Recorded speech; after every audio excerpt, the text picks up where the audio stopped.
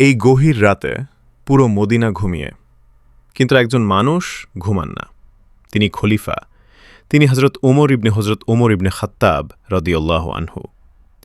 রাতে তিনি বের হতেন কোনো পাহারায় নয়, কোনো রাজকীয় পোশাকে নয়, সাধারণ মানুষের মতো রাস্তা ধরে হাঁটতেন। এক রাতে তিনি শুনলেন একটি ঘর থেকে শিশুর কান্না। ওমর রাদিয়াল্লাহু আনহু থেমে গেলেন। মা বলছে, চুপ করো, সকালে খাবার হবে। কিন্তু হাঁড়িতে ছিল শুধু পানি।